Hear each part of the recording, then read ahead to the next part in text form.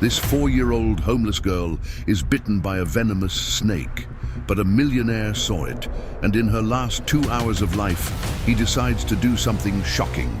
Comment below with where you're watching from. I'd love to know where you are, and subscribe to my channel to support my work. I'm counting on your help. The scream cut through the humid Midwest afternoon air like a blade, echoing between the stalls of the Springfield Farmers Market. John Miller stopped abruptly, dropping one of the oak planks he was carrying to his truck onto the wet ground. The sound came from the back of the market, where empty crates and discarded produce usually piled up.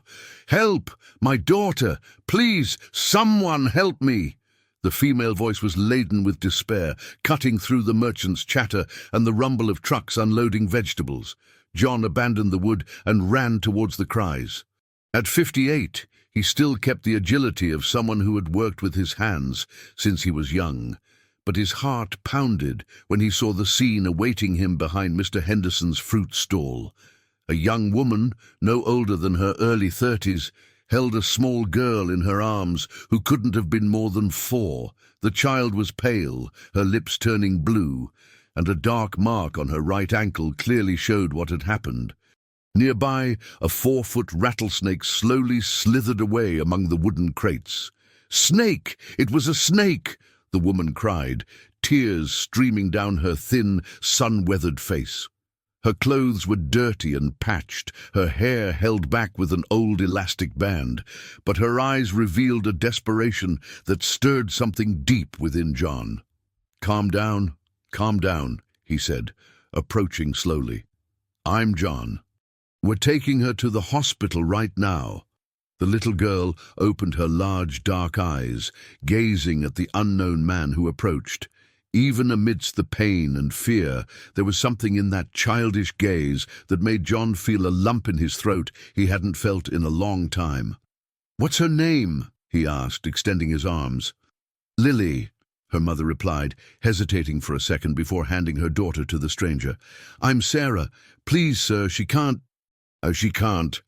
Nothing will happen to her," John promised, picking up the girl.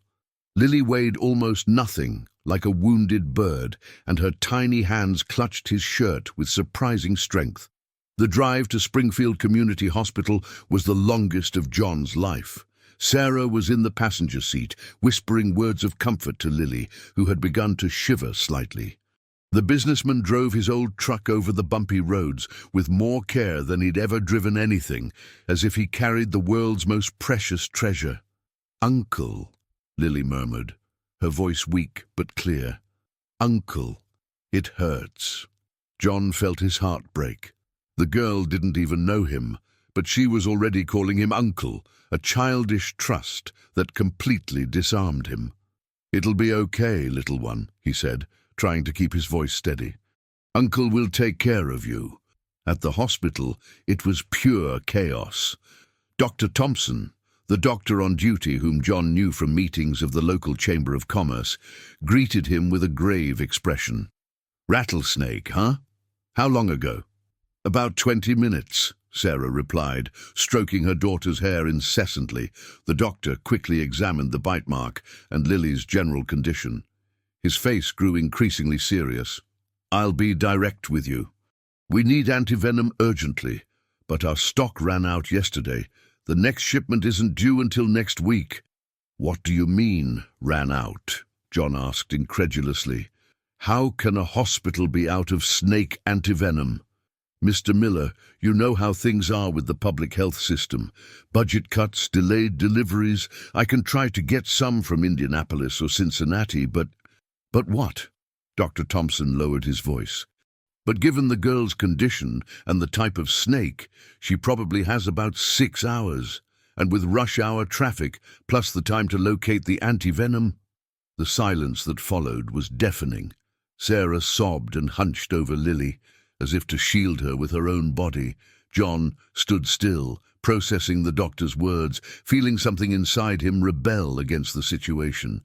"No," he said, louder than he intended.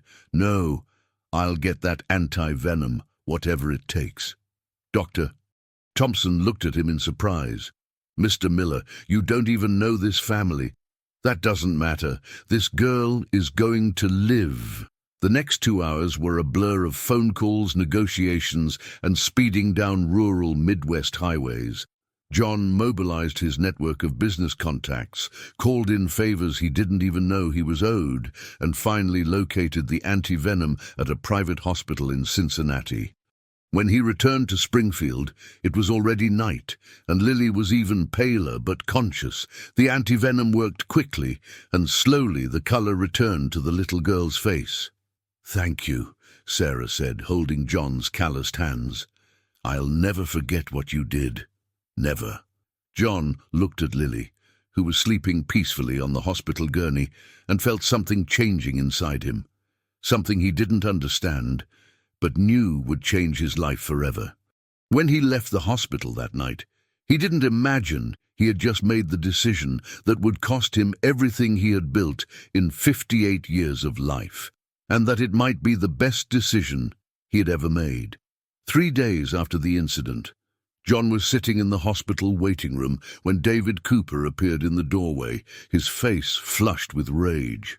His woodworking shop partner of 15 years walked towards him with heavy steps, completely ignoring the other visitors, waiting for news of their family members.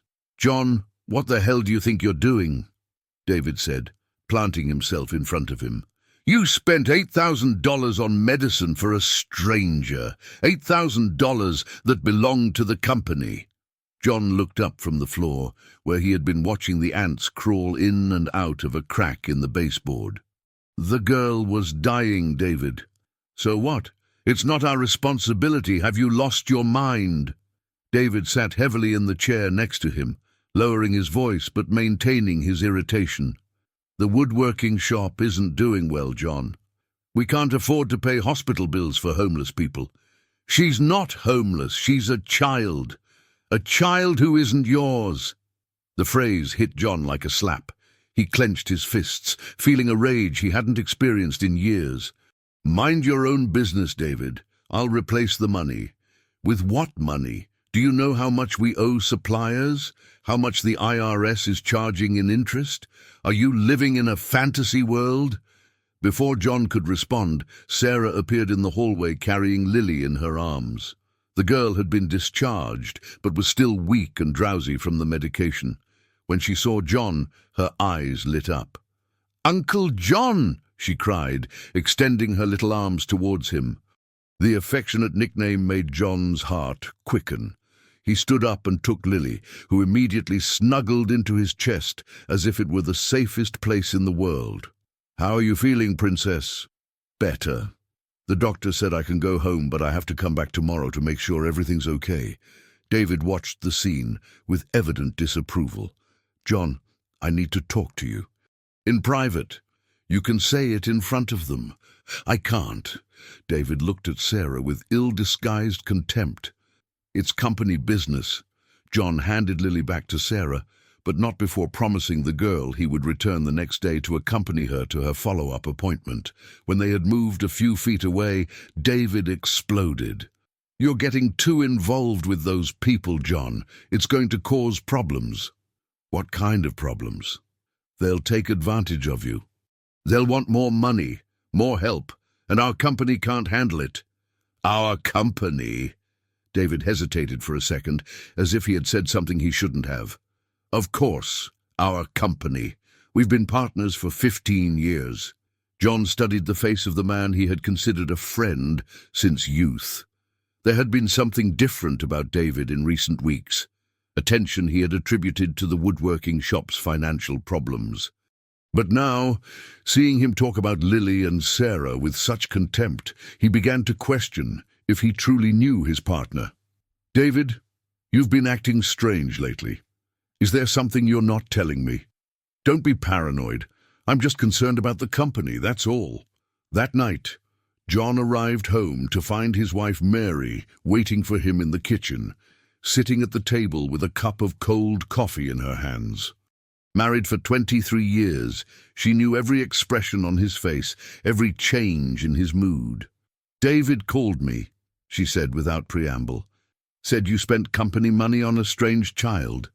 John sighed, taking off his shoes and sitting in the chair opposite his wife. "She was dying, Mary. I couldn't let a child die." "But why you? Why did it have to be you to fix it?" It was a question John had been asking himself since the incident. Why had he gotten so involved? Why did he feel this unexplained responsibility for a girl he didn't know? "I don't know," he admitted. "I just know I couldn't do otherwise." Mary studied her husband's face. At 55, she had learned to read every nuance of his expressions, but there was something new there, something she couldn't decipher. "John, we don't have children, never did. Could this be messing with your head?" The question hit a raw nerve. They had tried to have children for many years, until doctors confirmed Mary couldn't conceive. They had talked about adoption, but never took the next step. "Maybe," he said, "but that doesn't change the fact that I did the right thing." What if she and her mother take advantage of you? If they start asking for more?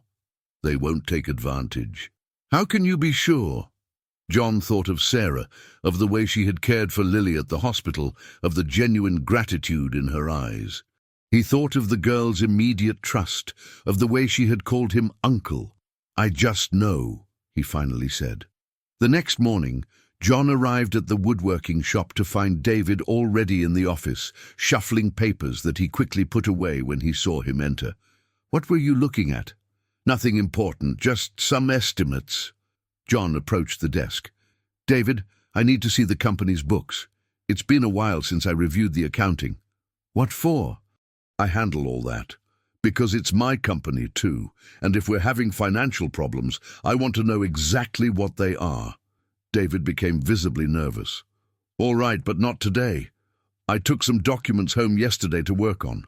I'll bring them tomorrow." "Fine." But John left the office with a strange feeling. In 15 years of partnership, David had never refused to show him the company's books. And why was he taking documents home? Later, when he went to pick up Lily for her doctor's appointment, he found her and Sarah waiting for him in front of the hospital. The girl wore a clean but patched dress, and her hair was carefully combed. When she saw him, she ran to hug him. "Uncle John, Mommy said you were taking me to the doctor." "Of course, Princess. How are you feeling?" "Much better. It only hurts a little here," she said, pointing to her ankle where she had been bitten. On the way to the clinic, Sarah told him about their lives. They had been living under an overpass near the farmer's market for 3 months, ever since she lost her job as a school cleaner. "And Lily's father?" John asked, immediately regretting the indiscretion. Sarah was quiet for a moment. "He left when he found out I was pregnant. I never saw him again. I'm sorry, I shouldn't have asked." "It's okay. It's hard to talk about." "At the clinic, Doctor." Thompson examined Lily carefully. The bite mark was healing well, but he noticed something that worried John. "She's a little malnourished," the doctor said privately. "Nothing serious yet, but she needs better nutrition." John looked at Lily, who was playing with an old plastic toy in the corner of the room, and made a decision that would change everything. "Dr. Thompson, can they stay at my house for a few days, just until they can get more organized?" The doctor smiled. "I think that's an excellent idea. The girl needs care, and from what I see, you're willing to help." When John made the offer to Sarah, she started to cry. "Mr. Miller, I don't know how to thank you, but I can't accept. You've already done so much for us. You didn't do anything any decent person wouldn't do, and it's just temporary until you two get settled." Lily tugged on John's shirt. "Uncle John, does this mean I'll sleep in a real bed?" His heart ached. "It means yes, Princess." That night, while Mary helped Sarah bathe Lily, John thought about the strange feeling of completeness he felt with them in the house. It was as if a missing piece of his life had finally clicked into place. A week later, John woke to the smell of coffee and homemade bread coming from the kitchen. For the first time in years, his house had life, movement, laughter. Lily had quickly adapted to the routine, and Sarah had proven to be a surprisingly organized and discreet presence. "Uncle John!" Lily cried when she saw him coming down the stairs. "Mommy made bread! Want to try some?" John smiled, picking up the girl. In just 1 week, she had gained weight. Her cheeks were rosier and her hair shone with health. Seeing this transformation filled his heart with a satisfaction he couldn't explain. "Good morning, John," Sarah said, serving coffee. "I hope you don't mind. I woke up early and decided to make breakfast." "On the contrary, it's been a while since I smelled that in the house." Mary came down shortly after, but her face didn't show the same satisfaction as her husband. In recent nights, John had heard her tossing and turning in bed, clearly bothered by the two of them being in the house. "Good morning," she said dryly. "Sarah, I need to talk to you after breakfast." The atmosphere grew tense. Lily, with her childish sensitivity, noticed the change and clung tighter to John's neck. "Is Mrs. Miller mad at me?" she whispered. "No, Princess. She's just worried about grown-up things." After John left for work, Mary called Sarah into the living room to talk. The young mother knew this moment would come, and she was prepared for the worst. "Sarah, you seem like a polite young woman, and I see you take good care of your daughter," Mary began. "But I need to be clear about one thing." "You can speak, Mrs. Miller. My husband is getting too involved with you two, and that's not healthy for anyone." Sarah lowered her eyes. "I understand your concern, but I swear we're not trying to take advantage of him. I didn't say you were, but you've awakened something in John that could bring problems for all of us." "What kind of problems?" Mary hesitated. There were things in her past with John that she had never told anyone, wounds she preferred to keep closed. "Just problems. You two need to find somewhere else to stay." At that very moment, at the woodworking shop, John was facing his own battle. He had arrived early and decided to personally review the company's books, taking advantage of the fact that David hadn't yet arrived. What he found chilled him to the bone. The records from the last 6 months made no sense. There were unjustified money outflows, invoices for materials that never arrived at the shop, and most importantly, a company bank account he didn't know about. "What the hell is this?" he murmured, flipping through the documents. "John, what are you doing?" David had arrived and was standing in the office doorway, his face flushed with anger and nervousness. "I'm trying to understand our financial situation," John replied, undaunted. "And it's not making sense." "I already explained. We had some problems with suppliers, delayed payments." "David, there's a bank account here that I never authorized, and $50,000 in outflows over the last 3 months that don't correspond to any material purchases." David approached the desk, visibly sweating. "You're misinterpreting. They're advances for suppliers, equipment investments." "What equipment?" "Our woodworking shop has had the same machines for 5 years. John, you're paranoid. Ever since you got involved with that woman and child, you've been acting strange. Don't change the subject. I want explanations about this money." David remained silent for a long moment, clearly calculating his options. Finally, he sighed heavily. "All right, but you're not going to like it. Just tell me." "I borrowed it from the company." "Borrowed it for what?" "I had some personal debts." "Gambling." John felt the world spin around him. "Gambling? David, you gambled away our company's money. I was going to replace it just until I could get back on my feet." $50,000. You stole $50,000. "It wasn't stealing. I'm a partner too." John stood up from the chair, rage consuming him. "A partner doesn't steal from their own business. You destroyed everything we built together." "John, listen to me. I can fix this. I know some investors who can help us." "What kind of investors?" David hesitated again, and John realized there was something even worse behind this story. "David, what kind of investors?" They're people who lend money with high interest, but loan sharks. You got our company involved with loan sharks. John, it was the only way." "The only way for what?" "For your gambling debts?" David didn't answer, and John understood that the situation was even worse than he imagined. Meanwhile, at home, Sarah was packing her few belongings into an old bag. Lily watched her, confused. "Mommy, why are we leaving?" "Because we can't stay here forever, my child. Uncle John and Mrs. Miller need their home. But I like it here. And Uncle John said we could stay." Sarah knelt in front of her daughter, trying to find words a 4-year-old could understand. "Sometimes, honey, things don't just depend on what we want. There are other people involved. Doesn't Mrs. Miller like us?" The simple question hit Sarah hard. It's not that she doesn't like us, it's complicated. Mary, who was listening from the hallway, felt a pang in her chest. Seeing the sad little girl, remembering similar conversations she'd had years ago, her resolve began to waver. When John arrived home at noon, he found Sarah and Lily sitting on the porch with their few belongings. "What's going on?" "Uncle John!" Lily cried, running to hug him. "Mommy said we have to leave." John looked at Mary, who was standing in the doorway, and then at Sarah. "Can someone explain this?" "John, we talked, and we thought it was best this way," Mary said. "They'll be fine."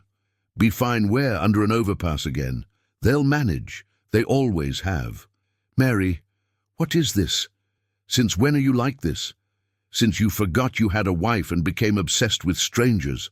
The silence that followed was broken only by a tiny sniffle from Lily, who didn't understand why the adults were arguing. "Mr. Miller," Sarah said, standing up, "your wife is right. We don't want to cause problems in your marriage." "You're not causing any problems." "You are too," Mary cried. "You've completely changed since they showed up. You talk about nothing else. You're spending money we don't have, and you don't even look at me anymore." John realized there was truth in his wife's words, but he couldn't accept the idea of abandoning Lily and Sarah. "Mary, they need help. And me, don't I? Have you forgotten I've been your wife for 23 years? At that moment the phone rang. It was Robert, the woodworking shop's accountant. "John, you need to get here urgently. Some men showed up at the company asking for David. They said he owes them money." "What kind of men?" "The kind you don't want to meet." John hung up the phone, feeling his life crumble on all sides. His company destroyed, his marriage in crisis, and now he had to abandon 2 people he had promised to protect. "Sarah," he said, determined, "you 2 are not leaving, at least not today. I have to deal with something at the company, but when I get back, we'll talk properly about this." "John!" Mary protested. "Mary, please, give me 1 more day to sort all this out." He knelt in front of Lily. "Princess, Uncle needs to step out, but he'll be right back. You stay here with your mom, okay? You promise you'll come back?" "I promise." As he drove back to the woodworking shop, John knew he was facing the biggest crisis of his life, and that the decisions he made in the next few hours would determine not only his future, but the fate of a 4-year-old girl who had learned to trust him. When John arrived at the woodworking shop, he found Robert waiting for him in the parking lot, clearly nervous. The accountant, a calm, 60-year-old man who had worked with them for a decade, was chain-smoking.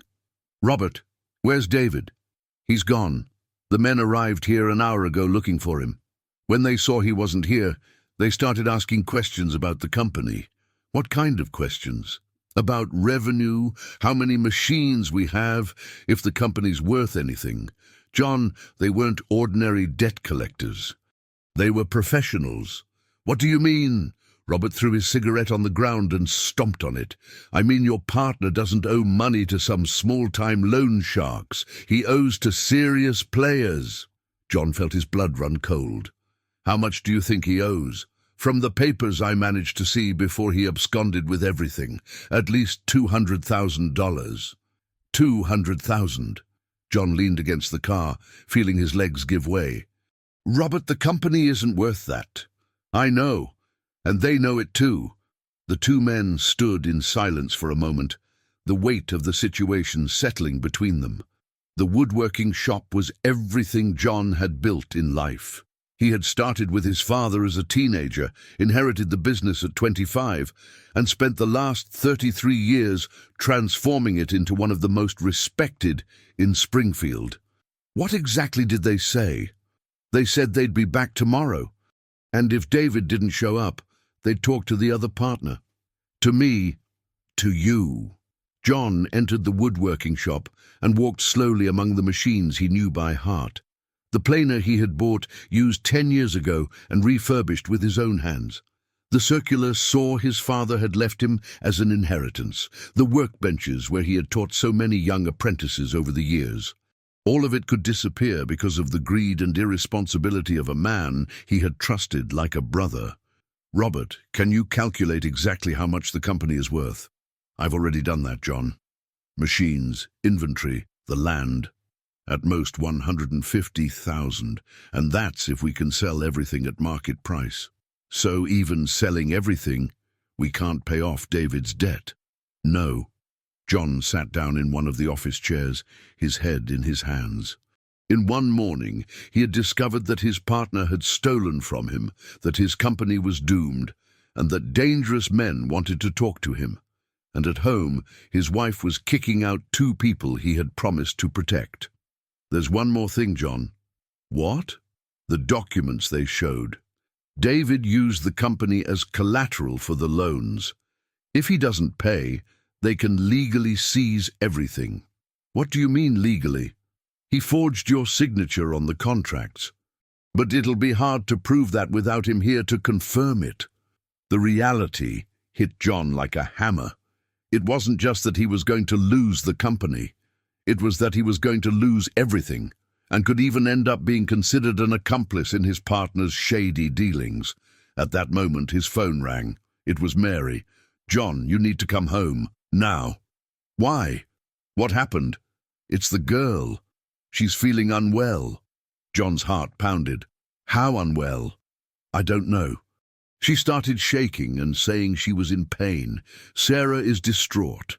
I'm coming. John rushed out of the woodworking shop, leaving Robert behind. On the way home, 1,000 thoughts raced through his mind. What if it was a delayed reaction to the snake venom? What if the doctors had missed something? When he arrived home, he found Lily lying on the couch, pale and trembling. Sarah was kneeling beside her, holding her tiny hand and whispering words of comfort. What happened? He asked, approaching. It started an hour ago, Sarah explained. She was playing in the backyard when she suddenly said her stomach hurt. Then she started shaking. John touched the girl's forehead. It was warm, but not too warm. Lily, Princess, where does it hurt? Here, Uncle John, she said, pointing to her stomach, and I'm very scared. Scared of what? Scared of leaving here. Scared of not seeing you anymore. John looked at Mary, who was leaning against the wall with an unreadable expression on her face. Suddenly, he understood what was happening. She heard you 2 arguing, he said to his wife. Lily, did you hear Mrs. Miller and me talking? The girl nodded, her eyes full of tears. You were yelling, and Mrs. Miller said I had to leave. John felt a mix of anger and tenderness that almost choked him. He picked up Lily, feeling how she clung to him tightly. Princess, you're not leaving. I promised I'd take care of you, remember? But what if Mrs. Miller doesn't want me to? John looked again at Mary, who was now crying silently. Mrs. Miller was just worried about some things, but you don't need to worry about that. John, Mary said, her voice choked, I need to talk to you. They went to the kitchen, leaving Sarah to tend to Lily. Mary leaned against the sink, her hands trembling. I can't do this, she said. I can't kick out a 4-year-old child. Then why were you doing it? Because I'm scared. Scared of what? Mary took a deep breath, preparing to reveal something she had kept secret for years. John, we had a daughter once. The world stopped for John. What? 15 years ago, her name was Gabby. She was born prematurely and only lived 3 days. John leaned against the wall, his legs weakening. Mary, why did you never tell me this? Because it was my fault, she cried. I slipped on the stairs when I was 7 months pregnant. That's why she was born early. That's why she died. Mary, and ever since then I can't be near children. I'm afraid something will happen. And when you brought Lily home, you remembered Gabby. Yes. And I was afraid of getting attached and losing again. John hugged his wife, finally understanding her reaction. Why did you never tell me about our daughter?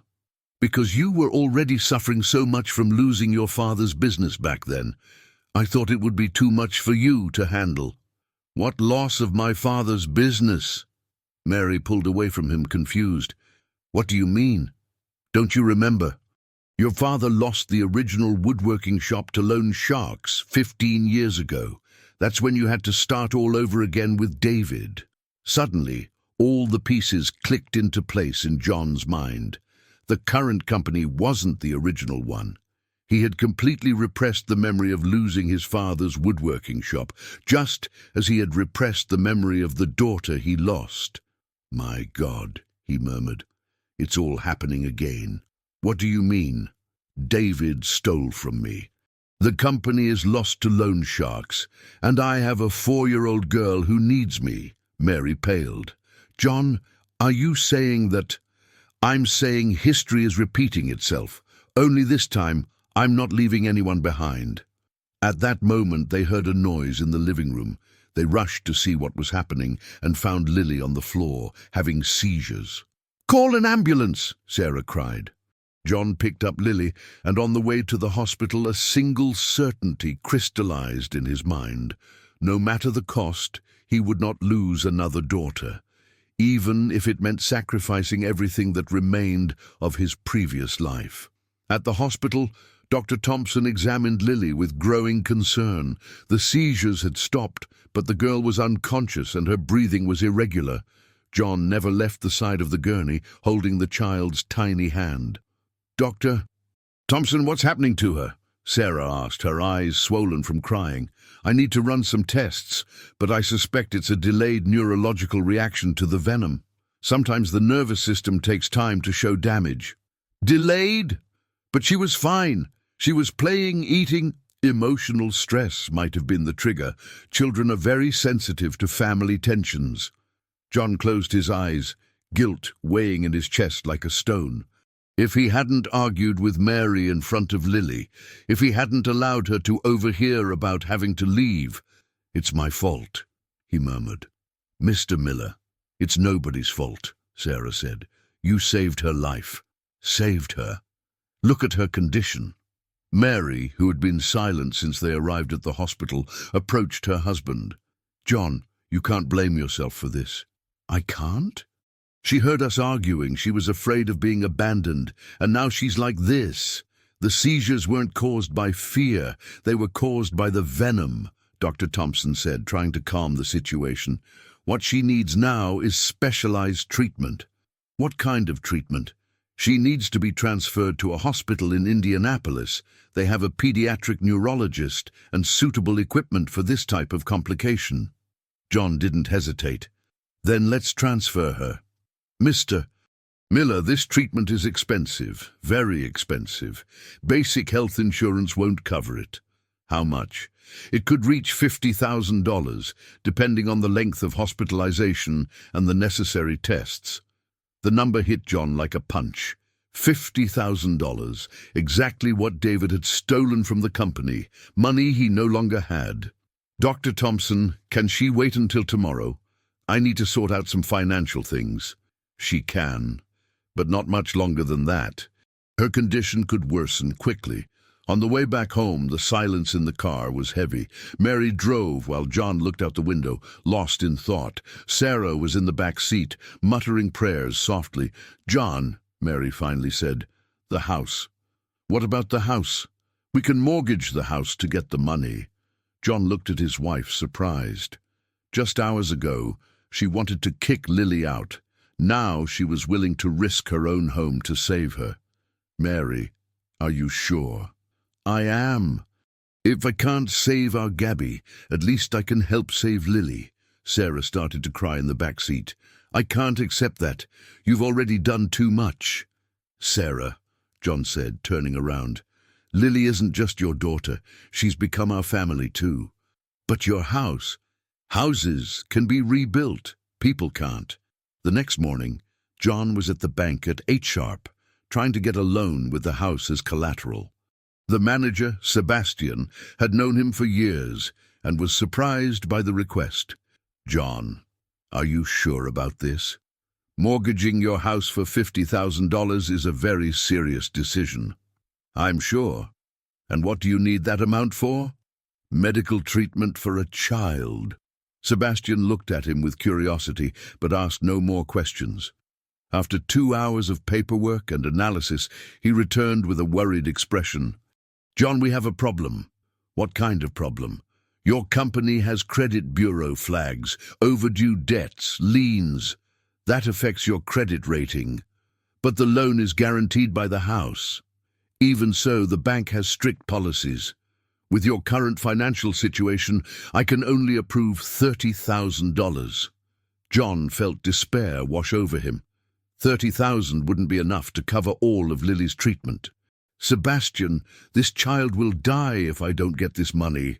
"John, I wish I could do more, but my hands are tied." Leaving the bank, John sat in his car and tried to think of other options. He could sell his car, but it wouldn't be worth more than 15,000. He could try to sell some of the woodworking shop's machines, but with creditors after them, that would be complicated. At that moment, his phone rang. It was Robert. "John, where are you?" "At the bank." "Why?" "The guys are back, and they brought documents." "What kind of documents?" "The contracts David signed in the company's name." "John, they have a legal claim to everything, machines, inventory, even the land." "When?" "They said they'd be back Monday to start the seizure. That gives you the weekend to try and locate David." John hung up the phone and rested his head on the steering wheel. In 3 days, his life had completely fallen apart. Company lost, house mortgaged, and he still didn't have enough money to save Lily. When he returned home, he found a scene that surprised him.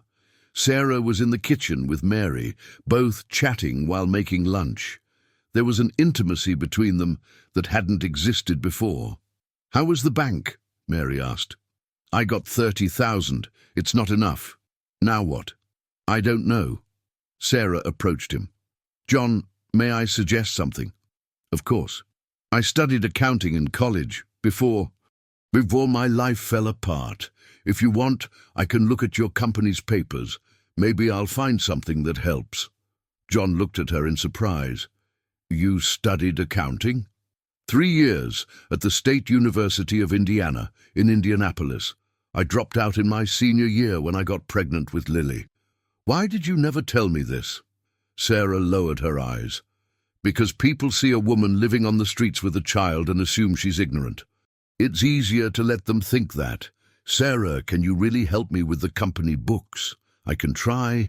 If David was embezzling money, maybe he left traces that the law can use."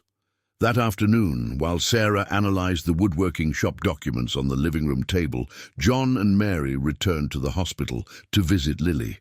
The girl had woken up, but was weak and confused. "Uncle John," she said faintly, "I dreamed I was flying." "Flying where, princess?" "To a beautiful place, with many trees and birds. And the lady was there too," she said, looking at Mary. "What lady?" "A beautiful lady who looked like Mrs. Miller, but younger. She said I couldn't go with her yet." Mary paled. "What else did she say?"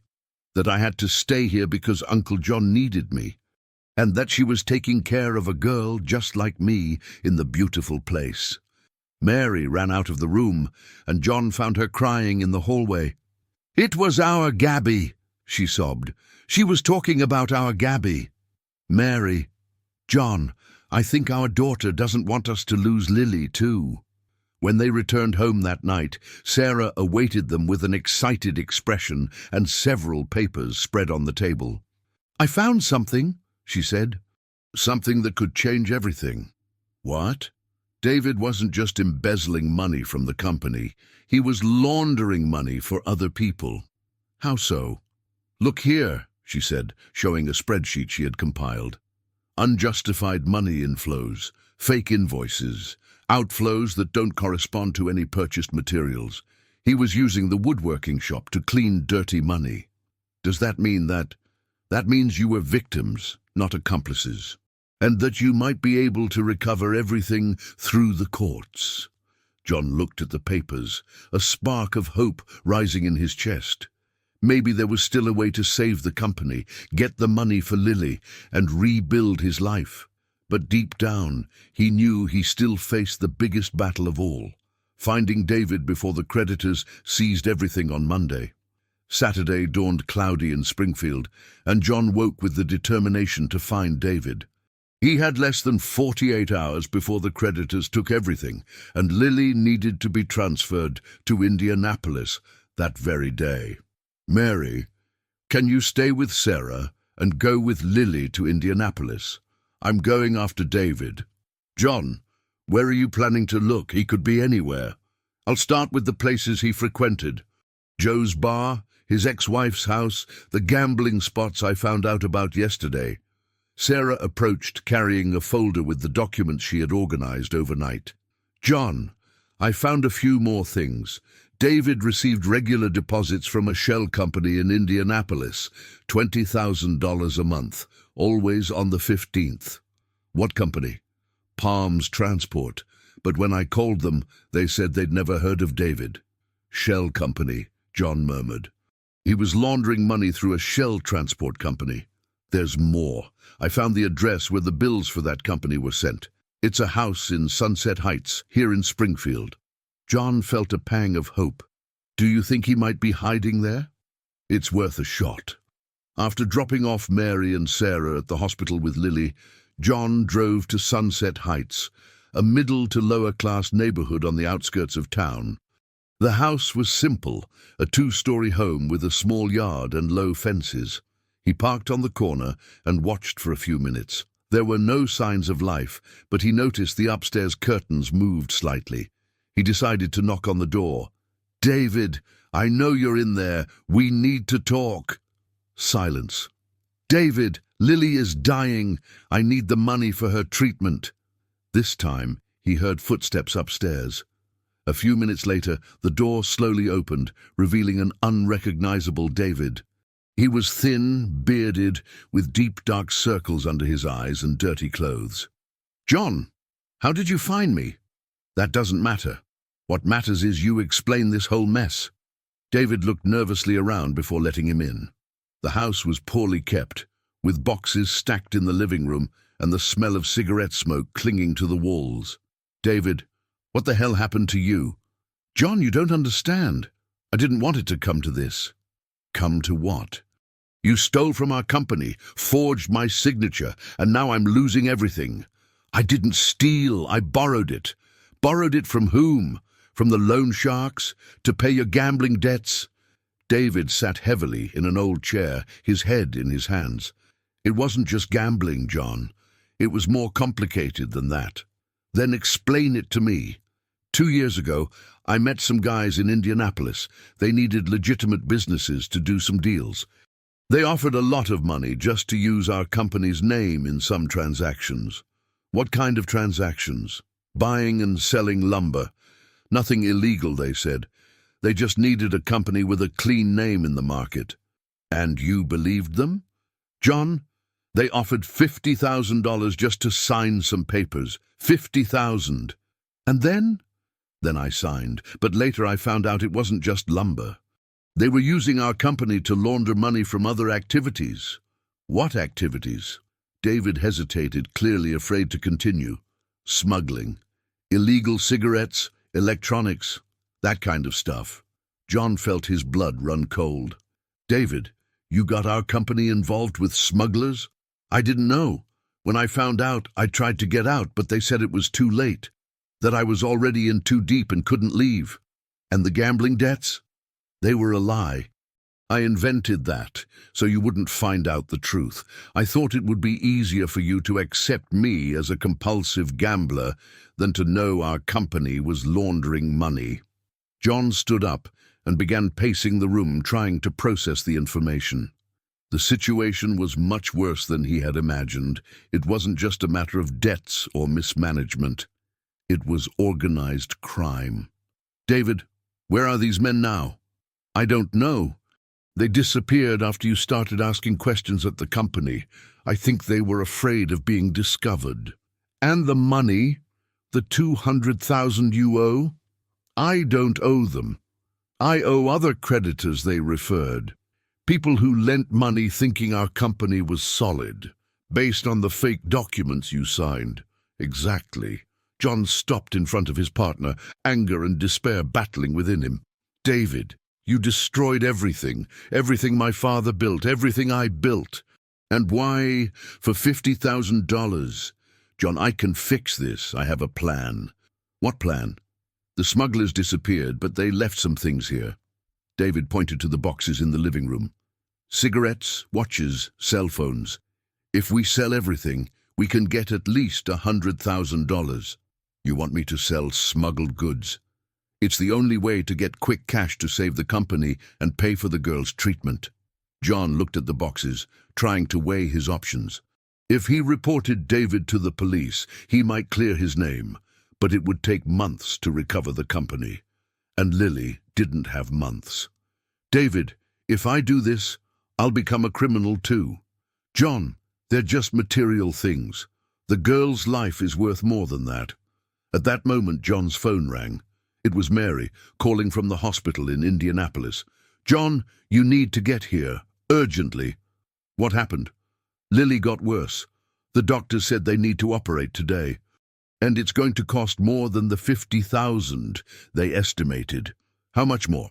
$70,000. John, without the surgery, she won't make it through the night. John hung up the phone, looking at the boxes of smuggled goods. The choice was clear. Either he became a criminal to save Lily, or he kept his hands clean and let her die. David, how much do you think we can get by selling all this today? If we're smart, about 80,000. Maybe more. And you know buyers? I do. People who don't ask questions. John closed his eyes, thinking of the girl who called him uncle, who trusted him to protect her. He thought of the promise he had made at the hospital, that she wouldn't die. All right, let's sell. John, are you sure? I am. But on one condition. After we save Lily and pay off the debts, you'll go with me to the police and tell them everything. We'll clean up this mess once and for all. What if they arrest us? Then at least Lily will be alive. As they loaded the boxes into John's car, he knew he was crossing a line he never imagined he would. But he also knew that when it came to saving a child, there was no line he wasn't willing to cross, even if it meant becoming everything he had always despised. The sale of the smuggled goods happened with a speed that startled John. David knew a network of fence buyers in Springfield and neighboring towns that John had never suspected existed. In 4 hours, they managed to sell everything for $85,000 in cash. How do you know all these people? John asked, as they drove back to town, the money in a grocery bag in the back seat. John, Springfield isn't the innocent town you think it is. There's a lot of shady business going on here. I just never told you, because I knew you wouldn't approve. And you approved. I pretended not to know. It was easier that way. John looked at the man he had known for 15 years and wondered how many other things David had hidden from him. How many company decisions had been made without his knowledge? How many times had he been used as an innocent frontman? David, when all this is over, our partnership ends. I know. And it's better that way. Arriving in Indianapolis, it was late at night. The private hospital was very different from Springfield's public one. Clean, quiet, with polite staff and modern equipment. John felt out of place there, carrying a bag full of dirty money to pay for the treatment of a girl who wasn't even his biological daughter. He found Mary and Sarah in the pediatric ICU waiting room. Both looked exhausted, and Sarah had cried so much that her eyes were swollen and red. "How is she?" John asked, hugging his wife. "Stable but serious. The doctor said the surgery has to be now, but they're still waiting for payment confirmation." "Then let's sort that out." In the hospital's financial department, John handed $85,000 to the administrative employee, who counted the money with professional efficiency. He signed dozens of papers, authorizing procedures he didn't fully understand. "Mr. Miller, are you the child's father?" the employee asked. I'm responsible for her. I need documents that prove that." John looked at Sarah, who was beside him. "She's the mother. I'm a close relative who's helping." The employee frowned. "Sir, by law, only direct relatives can authorize surgeries for minors." "But I have the money." "That doesn't matter. I need the mother's authorization." Sarah approached the counter. "I authorize it. I'm Sarah Smith, Lily Smith's mother." "Do you have documents, ma'am?" "I do." Sarah took an old, yellowed ID card and Lily's birth certificate from her purse. After more paperwork, they finally got the surgery approved. Dr. Michael Carlson, the pediatric neurosurgeon, explained the procedure to them. "We're going to drain the cerebral edema caused by the snake's toxin. It's a delicate procedure, but we have good chances of success. The surgery should last between 4 and 6 hours. And after, if all goes well, she should wake up in 24 hours, but she'll need intensive physical therapy. Neurological damage might be permanent." "What kind of damage?" "Motor problems, coordination difficulties, perhaps some speech problems. We'll only know the extent after she wakes up." While Lily was in surgery, John, Mary and Sarah settled in the waiting room. During the first few hours they spoke little, each lost in their own thoughts and prayers. It was Sarah who broke the silence. "John, can I ask you a personal question?" "Of course. Why are you doing all this for us? You spent your own resources, risked your marriage, your company, Why?" John thought about the question. It was something he himself had been asking since day one. "Honestly, Sarah, I can't fully explain it. When I saw Lily that day, hurt and scared, something inside me awakened." "Awakened how?" "As if I had found a purpose I didn't know I was looking for." Mary, who had been quiet, spoke up. "Sarah, can I tell you something?" "Of course, Mrs. Miller." "John and I lost a daughter 15 years ago. Her name was Gabby, and she died when she was 3 days old." Sarah covered her mouth with her hands. "I didn't know. I'm so sorry. Since then, our house became empty. We became empty. When Lily appeared, it was as if our daughter had returned in some way," John completed. "Not to replace Gabby, but to give us a second chance to be parents." "And I'm scared," Mary admitted. "Scared of getting attached and losing again." Sarah stood up and hugged Mary.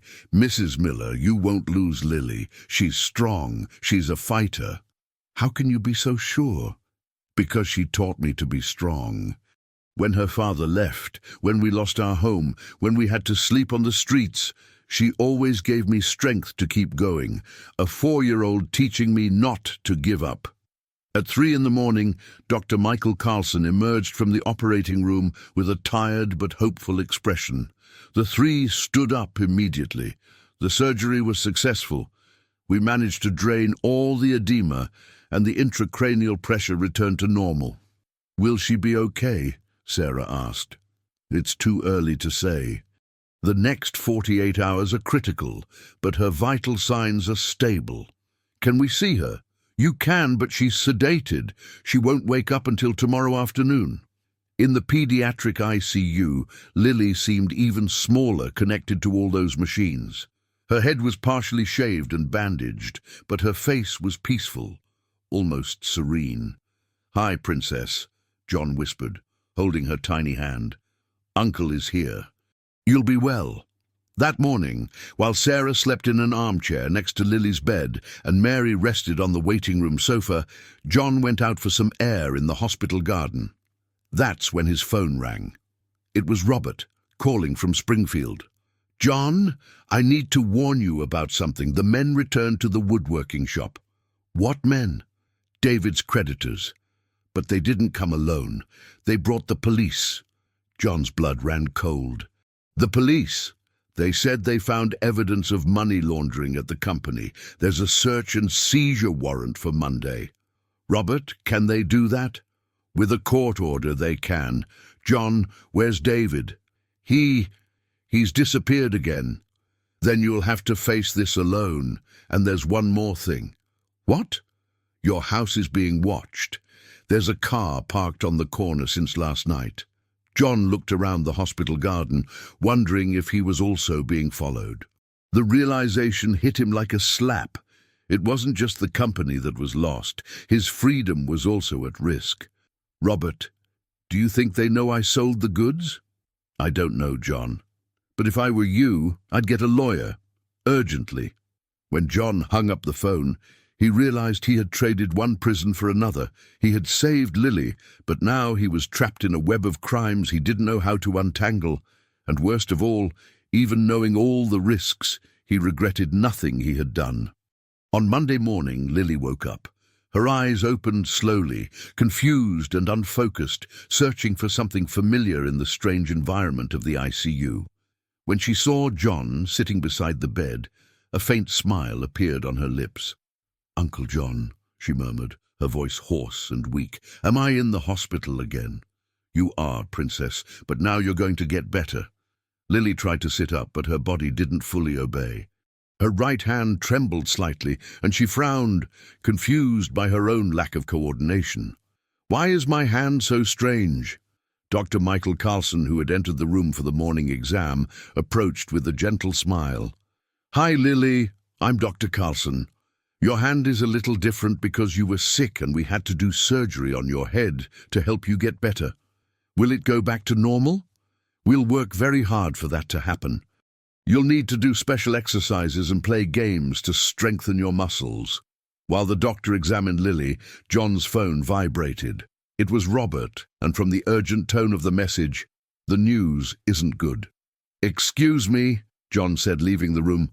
"Robert, what happened?" "John, they're here. The police are at the woodworking shop right now, taking everything. Computers, files, even the machines." "And the warrant?" "It's real. Investigation for money laundering and criminal conspiracy. Your name is on the documents, John." "My name? How so?" "As a company partner, you're also considered a suspect. There's a detective here who wants to talk to you." John closed his eyes, feeling the weight of the situation. "Robert, tell them I'm in Indianapolis, at the hospital with a sick child, that I'll be back tomorrow to give a statement." "John, do you have a lawyer?" "No, not yet." "Then get one." Urgently, when John returned to the room, he found Sarah helping Lily drink water. The girl could hold the cup, but with difficulty, spilling a little on her chin. "Mommy, why is it so hard to hold things?" "It's temporary, my child. You'll get better." John watched the scene, his heart breaking. He had managed to save Lily's life, but at what cost? She would have lifelong damage. He was going to be investigated for crimes he committed to save her, and his family was shattered. "John," Sarah said, noticing his expression, "are you all right?" "I am, just worried about some work things." Mary arrived at that moment, carrying coffee and sandwiches for everyone. She had spent the night at the hotel near the hospital and seemed more rested. "How's our little fighter today?" she asked, kissing Lily's forehead. "Better, but my hand keeps shaking." "That will pass. You just need to practice a lot." Dr. Michael Carlson returned with the test results. "Can I speak with you privately?" The three adults left the room, leaving Lily watching cartoons on television. "How are the results?" John asked. "The surgery was perfect, but as I suspected, there are some lingering effects. Fine motor coordination is compromised, especially on the right side. She'll need intensive physical therapy for at least 6 months. And after 6 months, she can recover up to 80% of normal function. But there will always be some limitations." "What kind of limitations?" "Difficulty with writing, precise drawing, perhaps some balance issues. Nothing that prevents a normal life, but she will be different from other children." Sarah started to cry. "It's my fault. If I had taken better care of her, if we weren't living on the streets." "Sarah, it wasn't your fault," Mary said, hugging her. "It was an accident. But if we had a home, a safe place—" "You will," John said, making a decision he hadn't planned. "When we leave here, you two will live with us permanently." "Mr. Miller, but your wife—" "My wife agrees," Mary said. "Don't you, John?" He looked at his wife in surprise. Since when had Mary changed so much? "I agree. Lily will need special care, and we want to help." That afternoon, while Lily was in physical therapy with Sarah, John finally told Mary and Sarah about the company situation and the police investigation.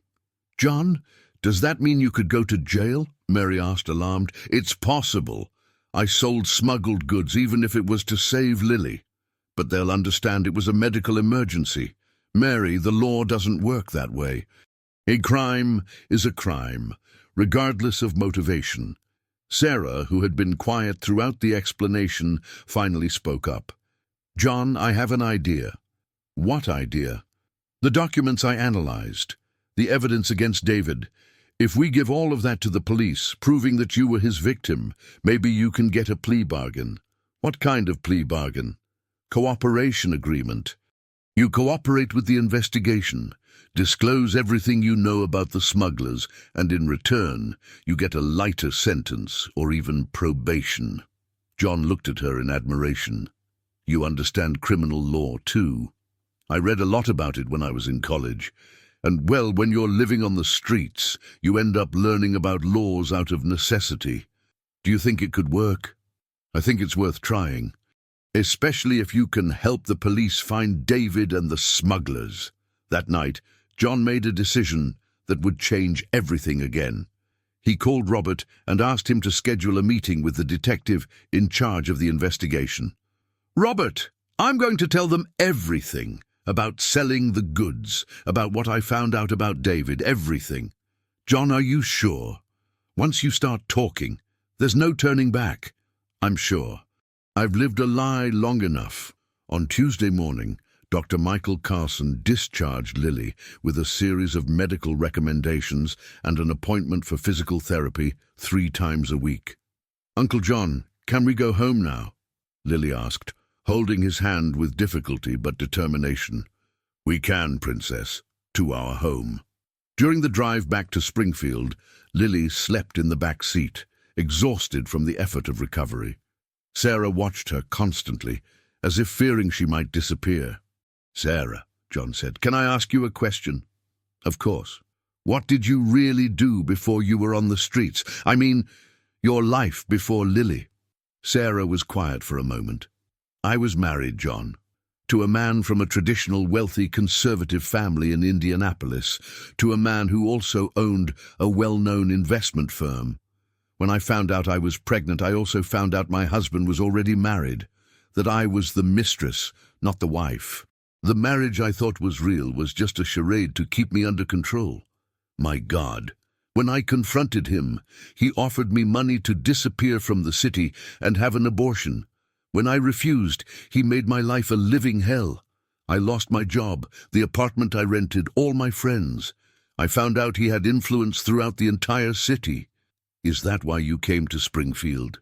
"I came because I had nowhere else to go, and because I wanted my daughter to be born far from that man." Mary turned in the passenger seat. "Sarah, what was his name?" "Why?" "Just curious." Sarah hesitated. "Marcus Linwood, owner of Linwood Investments in Indianapolis." Mary paled. "John, pull over." "Why?" "That man." "I know that man." John pulled the car to the shoulder, a bad premonition gripping him. "How do you know him, Mary?" "Because he's the one who bought your father's woodworking shop 15 years ago. Marcus Linwood is the one who destroyed our family the first time. The silence that followed was deafening. Lily continued sleeping, oblivious to the fact that fate had just revealed a connection that would change everything once again. The revelation about Marcus Linwood created a heavy silence in the car. John felt as if all the threads of his life were intertwining in a way he couldn't fully comprehend. The man who had destroyed his family 15 years ago was the same man who had destroyed Sarah's life and abandoned Lily. "Mary, are you sure it's the same person?" he asked, still trying to process the information. "Absolutely. Marcus Linwood Indianapolis businessman, owner of Linwood Investments. He's the one who bought our debt from the loan sharks and took your father's woodworking shop." Sarah was pale in the back seat. "My God," she murmured. "So, Lily is the daughter of the man who destroyed our lives," Mary completed, "and now we're raising her." "Does that change anything?" Sarah asked, afraid of the answer. John looked at Lily, who was sleeping peacefully in the back seat, oblivious to the drama her existence had created. The girl was not to blame for her father's crimes, just as he was not to blame for the choices David had made.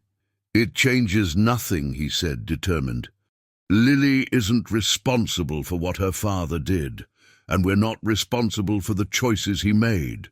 "Are you sure?" Mary asked. "Absolutely. If anything, this only confirms that we're doing the right thing. We're giving his daughter the love he never knew how to give." When they arrived in Springfield, they found the woodworking shop sealed and cordoned off with state police tape. Robert was waiting for them in front of the building with a somber expression. "How did it go?" John asked. "They took everything, John. Computers, files, some machines they considered evidence, and they left a message. You have until Thursday to report to the police station." "Thursday? That's tomorrow." "It is. And there's one more thing. A lawyer showed up here this morning saying he represents the company's creditors. He wants to talk to you." "What lawyer?" Robert handed him a business card. "Mr. Frank Linwood." John almost dropped the card. "Linwood? Related to Marcus Linwood? I don't know, but he said he has a proposal to resolve this whole situation." That night at home, John organized all the documents Sarah had prepared about David's irregularities. There were piles of papers, spreadsheets, and evidence that clearly showed how the company had been used for money laundering. "Sarah, do you really think this can keep me out of jail?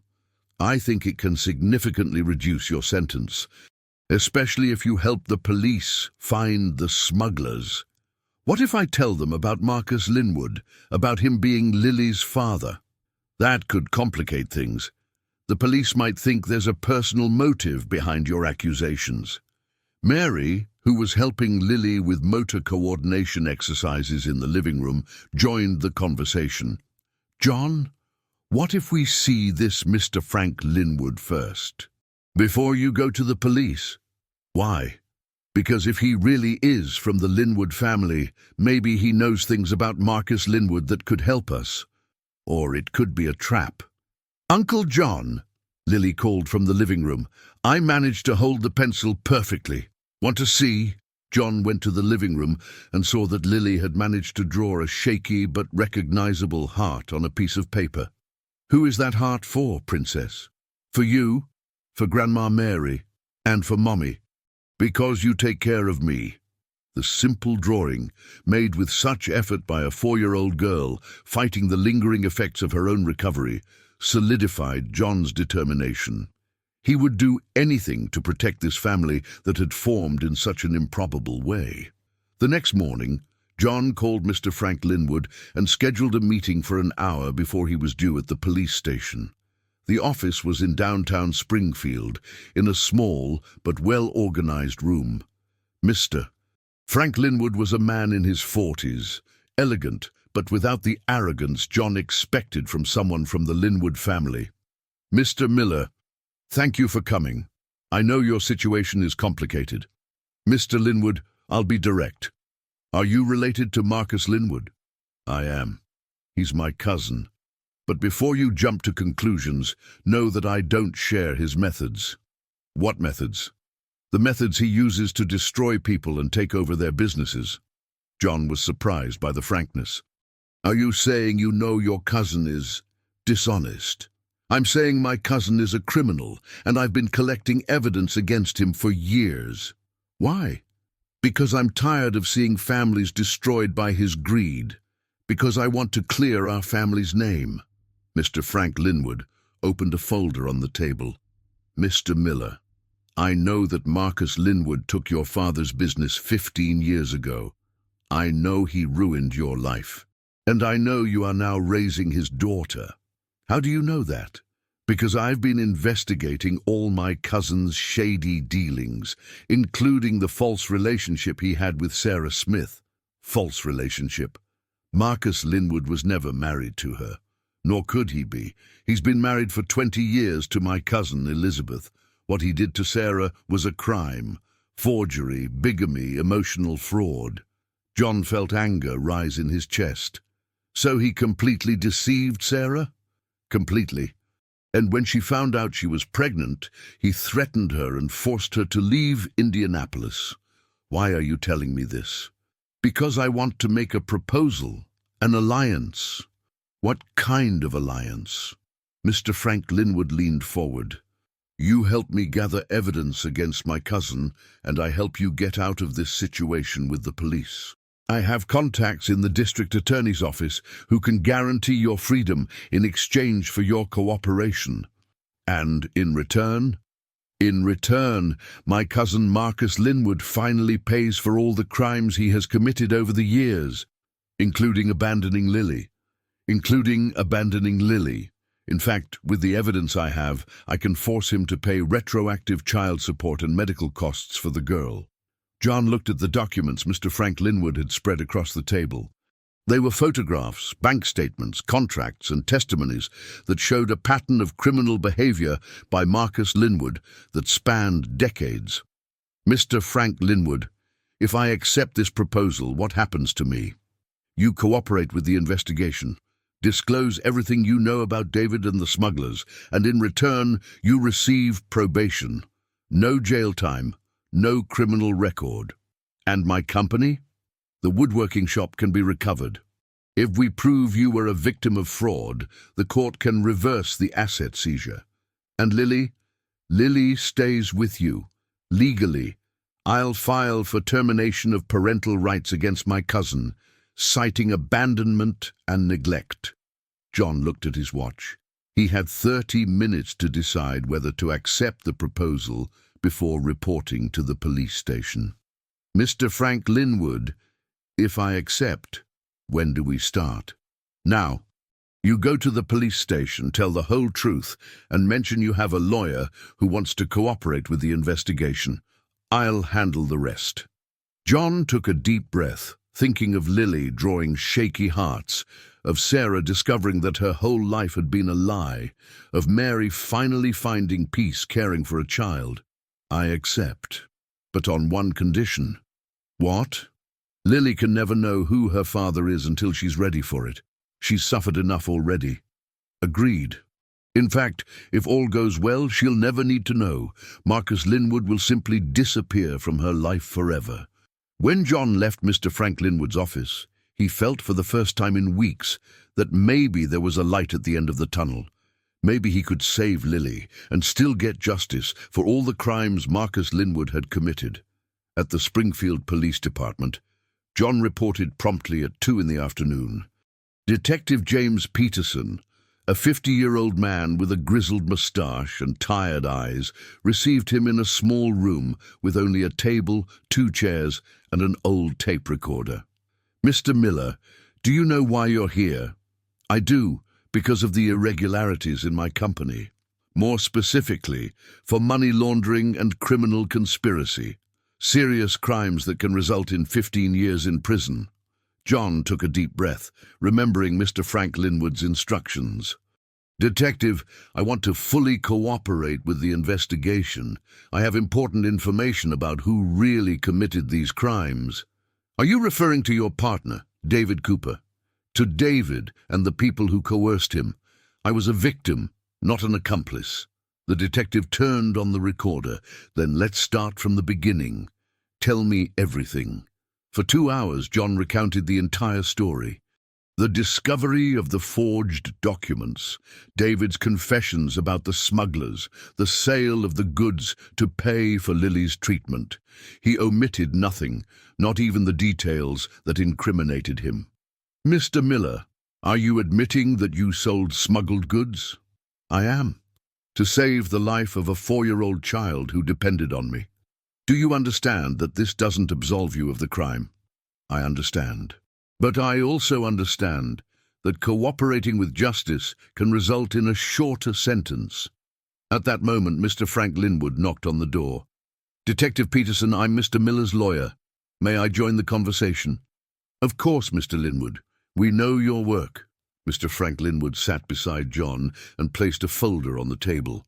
"Detective, my client has valuable information about a criminal network that has been operating between Springfield and Indianapolis for at least 5 years.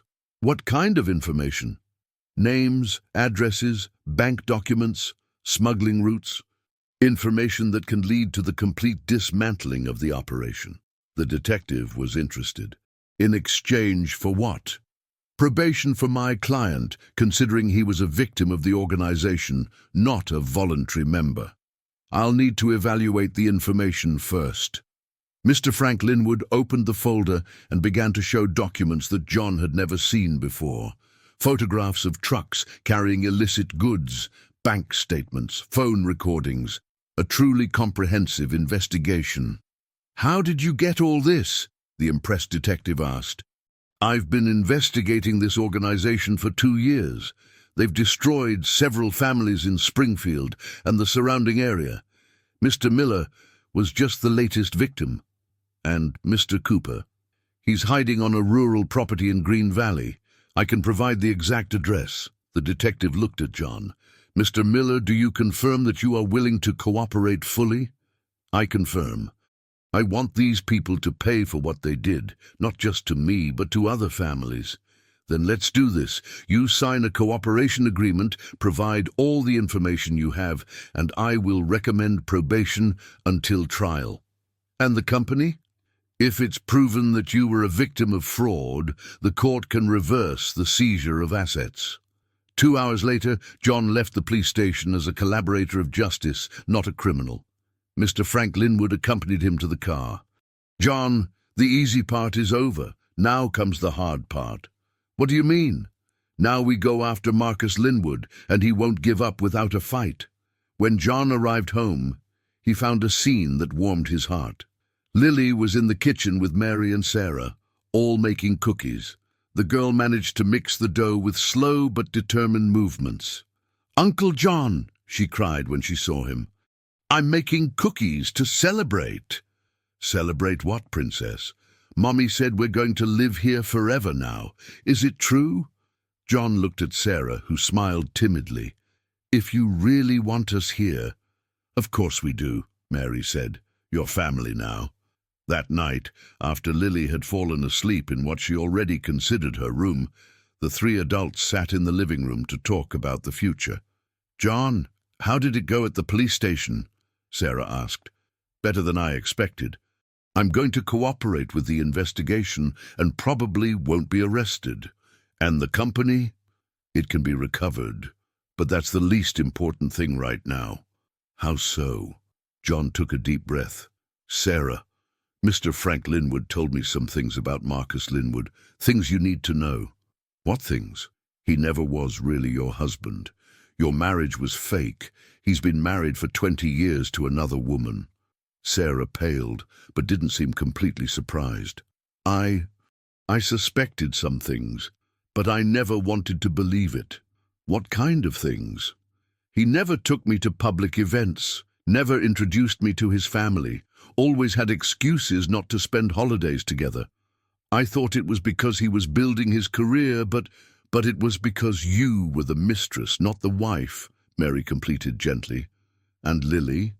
"Lily is his daughter, but he never acknowledged her. In fact, he forced you to leave Indianapolis so no one would find out." Sarah began to cry, not from sadness, but from anger. "All these years I blamed myself for destroying a marriage. All these years I thought it was my fault he abandoned me." "It wasn't your fault," John said. "It was his crime. Now what? Now we're going to make him pay, for you, for Lily, and for all the other families he destroyed." "How?" Mr. Frank Linwood had explained the plan to John. "We're going to sue him for abandonment and neglect of Lily, for forgery, for emotional fraud. And we're going to use the evidence we collected to prove everything. What if he tries to retaliate? He won't be able to. When we're done with him, Marcus Linwood will be in jail. On Friday morning, Mr. Frank Linwood called with news that changed everything again. "John, you need to come to my office. Urgently." "What happened?" "David was arrested. And he's talking. Talking about what?" "About everything, including Marcus Linwood." When John arrived at the office, Mr. Frank Linwood was visibly excited. "John, David turned over all the contacts of the smuggling network, including documents that prove Marcus Linwood was the financier of the entire operation." "How so?" "Marcus Linwood provided the initial money to buy the smuggled goods, and then used legitimate companies like yours to launder the profits." "So he was the real mastermind behind everything?" "Exactly. David was just a pawn. The real boss of the operation was my cousin. Now what? Now we have enough evidence to arrest Marcus Linwood for racketeering, money laundering, smuggling and corruption. He'll get at least 20 years in prison." "And Lily?"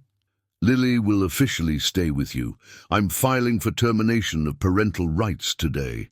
John felt a mix of relief and satisfaction he hadn't experienced in months.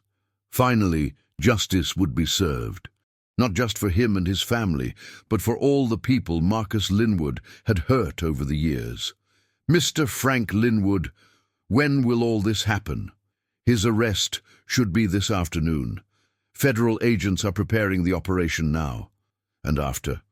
Then you can finally live in peace, without fear, without threats, without ghosts from the past." When John returned home, he found a scene that warmed his heart. Lily was in the backyard, trying to draw on a large sheet of paper. Her movements were still shaky, but she was determined to finish the drawing. "Uncle John," she cried when she saw him, "I'm drawing our family." "Our family?" "You, me, Mommy, and Grandma Mary. And look here," she said, pointing to a corner of the paper. "I drew a big house, because now we have a real home." John knelt beside her, observing the drawing made with such effort and so much love. "It's beautiful, Lily. Uncle John, can I ask you a question?" "Of course, Princess. Where is my daddy?" The question John most dreaded had finally arrived. He looked at the girl, thinking how to answer without lying, but also without destroying her innocence. Your daddy is far from here, and he can't come to see you." "Why?" "Because sometimes grown-ups do wrong things and need to be away to learn to be better." "But I have you," she said, hugging him. "You're my Uncle Daddy." "I am, Princess, forever." That afternoon, Mr. Frank Linwood called with the news everyone had been waiting for. Marcus Linwood had been arrested in Indianapolis, along with 12 other members of the criminal organization. The operation had been a complete success. For the first time in months, John slept peacefully, knowing that his family was finally safe. 3 months after Marcus Linwood's arrest, life in Springfield had found a new rhythm. Lily attended physical therapy sessions 3 times a week, and her progress surprised even Dr. Michael Carlson. Her motor coordination had improved significantly, and she could already draw with more precision, although she still had some occasional tremors. John had officially recovered the woodworking shop through a court decision that recognized he had been a victim of fraud. Robert had returned to work as an accountant, and together they were rebuilding the business, this time with more caution and transparency. "John, a letter from the courthouse arrived," Robert said, handing him an official envelope. "Looks important." John opened the letter and smiled as he read the content. "Robert, the termination of parental rights was approved. Marcus Linwood has officially lost all rights to Lily. Does that mean that... That means we can begin her adoption process, legally." That afternoon, when he arrived home, John found a scene that made him stop at the door to watch. Mary was teaching Sarah to bake the family's famous cornbread, while Lily, sitting in a high chair, mixed the ingredients with careful but determined movements. "Uncle John," Lily cried when she saw him. "I'm learning to make Grandma Mary's cornbread." "Grandma Mary?" he asked, surprised. "She said I can call her that," Lily replied proudly, "because now she's my heart grandma." Mary approached, her hands covered in flour. "John, we need to talk about the adoption." After Lily went to play in the backyard with Sarah, Mary sat down with her husband in the living room. "John, have you thought about how we're going to do this? The adoption." "How so? Are we both going to adopt Lily together, or just you?" "Mary, I thought it was obvious it would be both of us. What about Sarah?" John paused to think. In recent months, it had been so natural to have them both living with them that he hadn't fully considered the legal implications of the situation. "What are you suggesting?" "I'm suggesting that perhaps we should think about a solution that officially includes Sarah. She's Lily's biological mother, but she can't afford to raise her alone. I'm not talking about her raising her alone. I'm talking about joint custody, the four of us as an unconventional but legal family." John looked at his wife in admiration. "Mary, you've changed so much in these months." "I changed because I found a purpose I didn't know I was looking for. Caring for Lily healed me from a pain I had carried for 15 years. "The pain of Gabby?" "The pain of Gabby. I always thought I didn't deserve to be a mother because I couldn't protect our first daughter. But caring for Lily, I understood that sometimes being a mother isn't about giving birth. It's about loving unconditionally." That night, the three adults talked at length about the future. Sarah had gotten a stable job as an administrative assistant at an accounting firm in Springfield and was studying at night to finish the degree she had abandoned. "Sarah, what do you think of the idea of joint custody?" John asked. "Honestly, I think it's the perfect solution. Lily would have the financial and emotional stability you two can offer, but would also maintain her bond with me as her biological mother. And would you be comfortable living here permanently?" "I would, if you really want that, but I insist on contributing to the household expenses."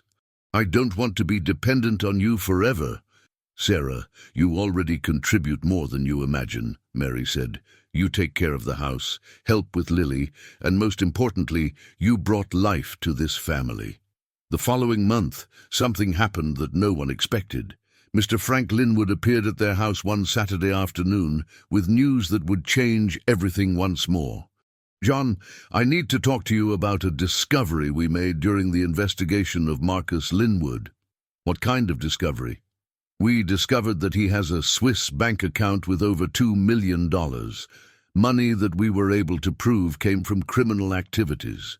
And what does that have to do with us?" "The court decided that this money should be used to compensate the victims of his crimes. And Lily, as an abandoned daughter, has a right to a significant portion." "How much?" $500,000. "Which will be deposited into a savings account in her name, available when she turns 18. Sarah almost fainted at the news. $500,000. And there's more. Her medical costs, past and future, will be paid with the confiscated money. She will have access to the best treatments available." "Mr. Frank Linwood, does this mean Lily will never have to worry about money?" John asked. "It means she will have every opportunity her father never wanted to give her." That night, after Mr. Frank Linwood left, the four of them sat on the porch to talk about the news. "Uncle John," Lily said, who was on his lap, "what does it mean to have a lot of money?" "It means you'll be able to study wherever you want, travel the world, achieve all your dreams." "But I already have everything I want," she said, looking around. "I have you. And you'll continue to have it, Princess. The money is just a bonus. Can I use the money to buy a really big house for all of us to live in forever?" John, Mary, and Sarah laughed at the innocence of the question. "Princess, you can use the money for whatever you want when you grow up.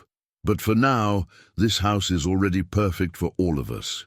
A few days later, something happened that deeply touched everyone's heart. Lily was playing in the backyard when she found an injured robin under the mango tree. "Mommy! Uncle John! Grandma Mary! There's an injured bird here!" Everyone rushed to see. It was a small robin, probably fallen from its nest, with a seemingly broken wing. "Can we take care of it?" Lily asked, her eyes full of tears. "Princess, I don't know if it will survive," John said carefully. "But we can try, just like you tried with me when I was hurt." The comparison struck everyone deeply. John looked at Mary and Sarah, who nodded. "All right, let's try to take care of it." They spent the afternoon improvising a small nest in a shoebox, and Lily insisted on giving water and breadcrumbs to the bird every half hour. "What should we name him?" she asked. "How about Hope?" Sarah suggested. "Why? Because just like you, he came into our lives needing care, and just like you, he'll become strong and beautiful." "Hope," Lily repeated, liking the name. "Hi, Hope. Don't be scared. Now you have a family too." Over the following weeks, caring for the bird became a family activity.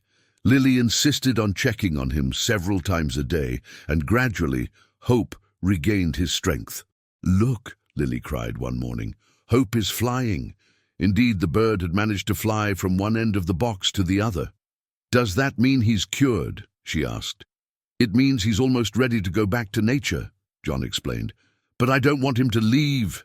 "Lily," Mary said tenderly, "sometimes loving someone means letting that person be free to fly. Like you did with me?" "How so?" "You let me be free to fly, even by staying here with you. Now I can run, play, draw. Before I couldn't." Lily's childish wisdom always surprised them. "Exactly, Princess. We gave you wings to fly, but you chose to stay with us. So if Hope wants to stay, he can? If he wants to stay, he can. But if he wants to fly away, we have to let him go." In the late afternoon, when they opened the box in the backyard, Hope flew to the mango tree and sang for a few minutes, as if saying goodbye. Then he flew away, towards the orange sky of the sunset. "He left," Lily said, a tear rolling down her face. "But he'll remember us," Sarah said, hugging her daughter. "Just like we'll remember him. And who knows, maybe he'll come back to visit us one day," John added. "Do you think so?" "I think that when we save someone with love, we create a connection that lasts forever." That night, Lily fell asleep talking about hope and how good it felt to save lives. John watched her sleep, thinking about how a 4-year-old girl had saved not just a bird, but an entire family that didn't even know it needed saving. 6 months after the Hope the Robin incident, John woke up one April morning with a strange feeling. There was something different in the air, a tension he couldn't pinpoint. When he went downstairs to the kitchen, he found Sarah sitting at the table with a letter in her hands, her face pale and her eyes red. "Sarah, what happened?" She looked up, clearly shaken. "A letter arrived from Marcus Linwood's lawyer." John felt his heart pound. "What lawyer? Isn't he in jail?" "He is. But apparently he got a new lawyer, and he's contesting the termination of parental rights." "How so?" "The decision has already been made. He's claiming he was unjustly imprisoned, that the evidence was planted, and that he wants to reclaim his rights to Lily." Mary came downstairs at that moment, immediately sensing the tension in the room. "What's going on?" John quickly explained the situation. "Mary, is this possible? Can he reverse the decision?"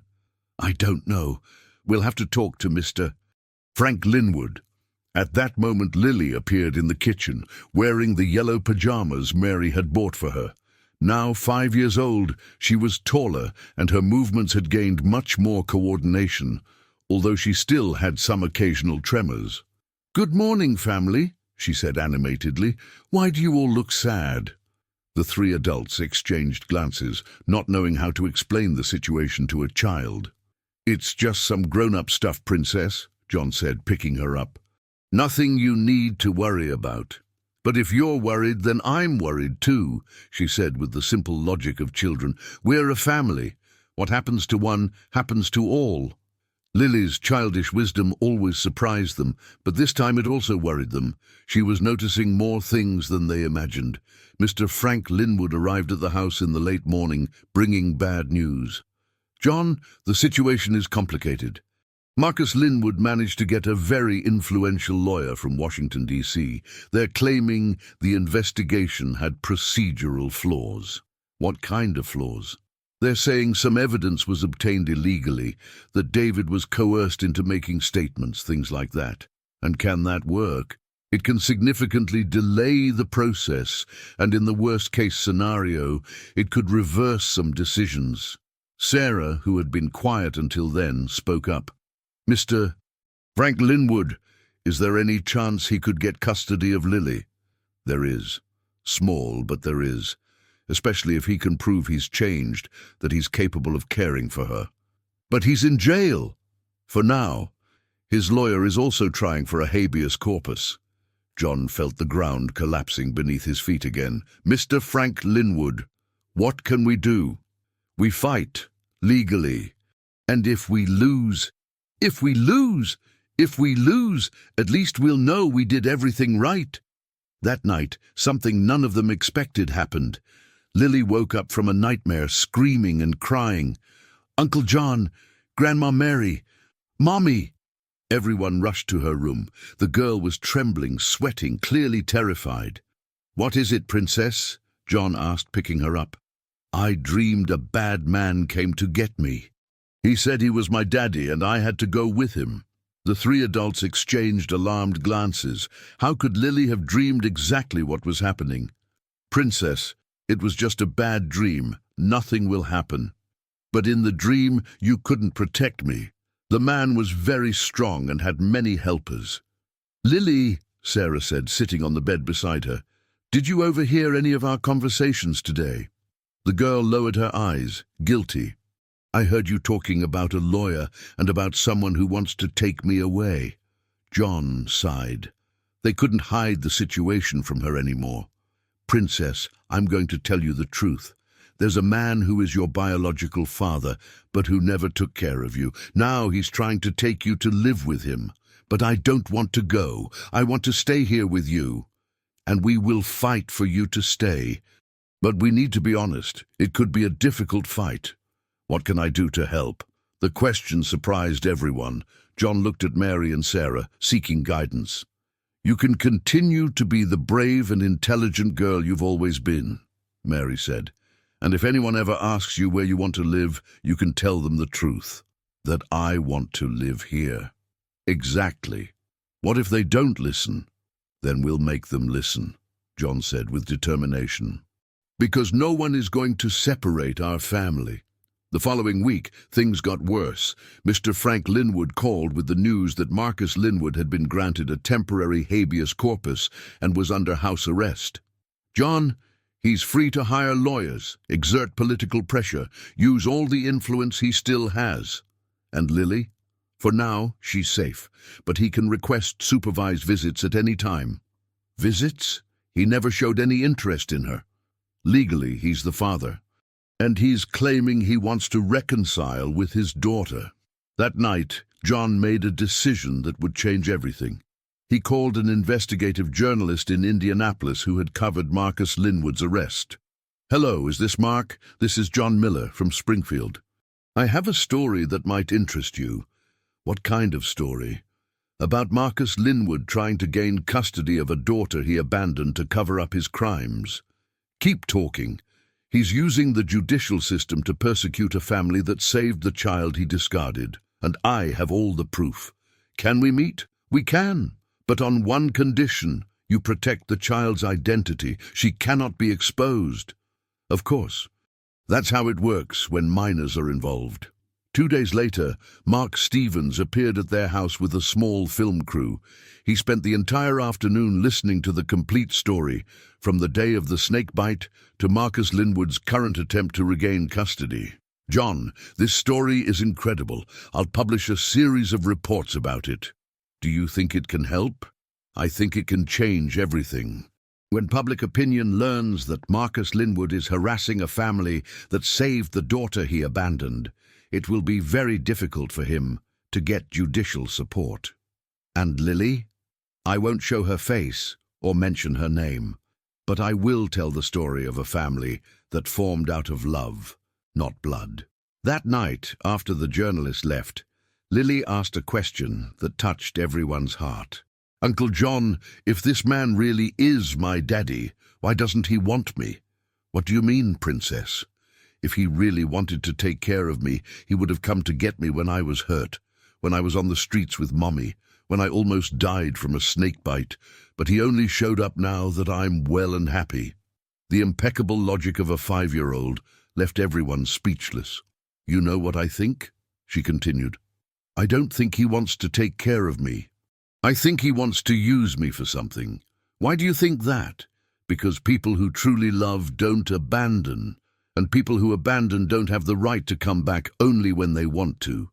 John hugged Lily, knowing that regardless of what happened in court, she had already learned the difference between family by blood and family by heart. The first report by Mark Stevens aired on a Tuesday night and caused an impact no one expected. The title was, "The Family Formed by Love. Businessman Saves Abandoned Child and Now Fights to Keep Her." In less than 24 hours, the story had been shared thousands of times on social media and reproduced by news outlets throughout the Midwest. "John, did you see the repercussions?" Mr. Frank Linwood called the next morning. "My office phone hasn't stopped ringing. Journalists from New York wanting to interview you, lawyers offering free help, people wanting to make donations. And is that good or bad?" "It's very good. Public pressure can decisively influence the case." That morning, when John arrived at the woodworking shop, he found a surprise waiting for him. There was a line of people at the door, old and new clients who wanted to show their support. "Mr. Miller," Mrs. Rodriguez, owner of the corner bakery, called out. "I came to order a new counter, and I want to pay in advance." "Mrs. Rodriguez, you don't have to." "I do. You did the right thing by saving that child. Now it's our turn to help you." Throughout the day, John received orders, some real, others clearly fabricated just to help financially. By the end of the day, he had collected almost $20,000 in advance orders. "Robert, I've never seen anything like it," he said, counting the money. "All of Springfield is supporting us. John, the story touched people. Everyone knows someone who was abandoned or had difficulty having children. Your family represents hope." That night at home, the family watched the second report in the series together. This time, Mark had managed to get an interview with Dr. Michael Carlson, the neurosurgeon who operated on Lily. "The child arrived here in critical condition," the doctor said on television. "Without the immediate treatment Mr. Miller provided, she would not have survived." And then, throughout her recovery, this family demonstrated a love and dedication that we rarely see, even among blood relatives. "What do you think about the biological father's attempt to regain custody?" Mark asked. "I think it's hypocritical. Where was he when the child almost died? Where was he during the surgeries, the physical therapy, the months of recovery? It's easy to want to be a father when the hard part is over." Lily watched everything with serious attention, absorbing each word. "Uncle John, is the doctor talking about me?" "He is, Princess, but without saying your name, to protect you." "And why are so many people on our side?" "Because they understood that love has nothing to do with blood. It has to do with care, dedication, sacrifice, like you did with me." "Exactly." The next day, Mr. Frank Linwood brought surprising news. "John, we received a proposal from Marcus Linwood's lawyer." "What kind of proposal?" "He's offering to drop the custody case in exchange for $500,000. Everyone fell silent, processing the information. "He wants to extort us?" Mary asked, indignant. "Basically, yes. He's claiming it's compensation for the years of separation from his daughter."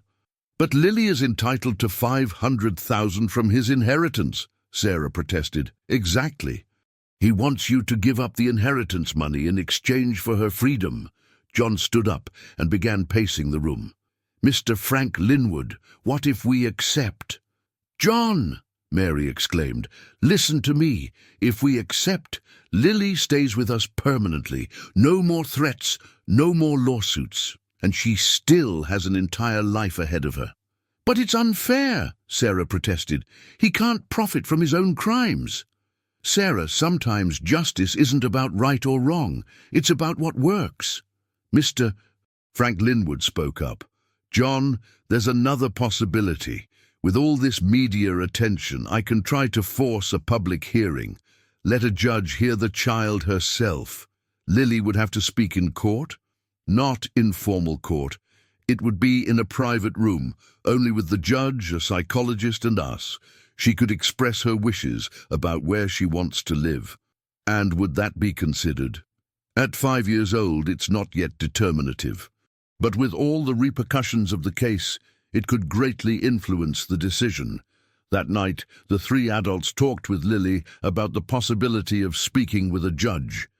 Lily, a judge is like a very important uncle who decides about laws. He might want to talk to you about where you prefer to live. And can I tell the truth? You can and you should. Then can I say I want to live here with you? You can. And can I say I don't know this man who says he's my daddy? You can. And can I say that people who abandon children don't deserve to be parents? John smiled at the girl's impeccable logic. You can say whatever you think, Princess. Over the weekend, something happened that completely changed the course of the situation. Mark Stevens called John with bombshell news. John, you need to come to the newsroom. Urgently. Why? Someone came forward with information about Marcus Linwood that could end the case definitively. What kind of information? I'd rather show you personally. But I can tell you, Marcus Linwood has other abandoned children. When John arrived at the newsroom, he found Mark talking to a woman in her mid-30s, well-dressed, but with a pained expression on her face. John, this is Christine Adams. She's a lawyer in Chicago. Nice to meet you, Mr. Miller. I saw the reports about your family and decided to come forward. How can I help you? Actually, I'm the one who can help you. Marcus Linwood is also my son's father. John felt as if he had been punched. How so? 8 years ago, I had a relationship with him. Like Lily's mother, I believed we were married. When I got pregnant, he offered me money to have an abortion. When I refused, he disappeared from my life. And your son, Gabriel, is 7 years old, and he never received a penny of child support or had any contact with his father. Why are you coming forward now? Because I saw in the report that he's trying to get custody of Lily, claiming he wants to redeem himself as a father. It's a complete farce. Mark approached. John, Christine has documents that prove Marcus Linwood's pattern of behavior. He's done this with at least 3 different women. 3? That I've been able to locate so far. There may be more. Christine opened a folder and showed documents. I have DNA tests here proving paternity, messages where he offers money for an abortion, fake marriage contracts, everything identical to what he did with Sarah. And are you willing to testify? We are. The other mothers, too. We want him to pay for all the crimes he's committed. John looked at the documents, feeling a mix of relief and anger. Christine, does this mean that... This means that his custody claim for Lily has no credibility. A man who systematically abandoned several children cannot claim a change of character. That night, when John told his family the news, Lily made an observation that touched everyone. Uncle John, does this mean I have brothers and sisters? Half-brothers, yes.